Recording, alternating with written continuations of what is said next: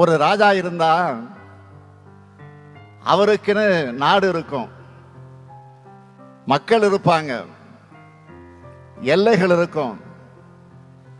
ஆனா இந்த ராஜா மொழிகளை கடந்தவர், நாடுகளை கடந்தவர், எல்லைகளை கடந்தவர், எல்லா மக்களுக்கும் ஆனவர். திரை இசையை கடந்த இளையராஜா அவர்களின் இசை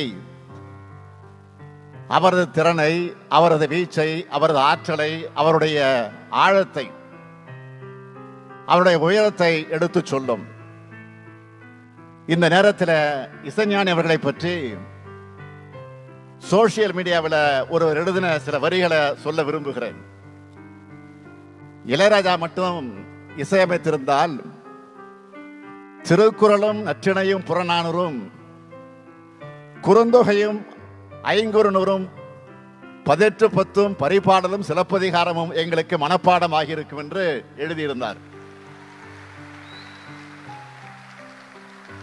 இசைஞானி அவர்களே, நானும் இதையேதான் தமிழ் ஆர்வலரா உங்களிடம் கோரிக்கையை வைக்கிறேன். சங்க தமிழுக்கு, தமிழ் இலக்கியங்களுக்கு நீங்கள் இசையமைச்சு சில ஆல்பங்கள் வெளியிடணும்.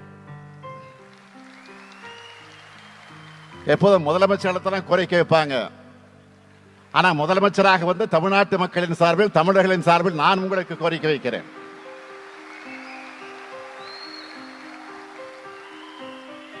இசை ஆளுமையும் தமிழ் புலமையும் கொண்ட நீங்க இந்த கடமையை செய்யணும். ஏற்கனவே தமிழ் நெஞ்சங்கள்ல சிம்மாசனம் விட்டு உட்கார்ந்து இருக்கக்கூடிய உங்க மூலமா, உங்க இசை மூலமா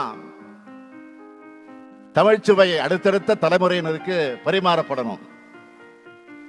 ஏனென்றால் ராஜா கைய வச்சா அது ராங்கா போனதில்லை.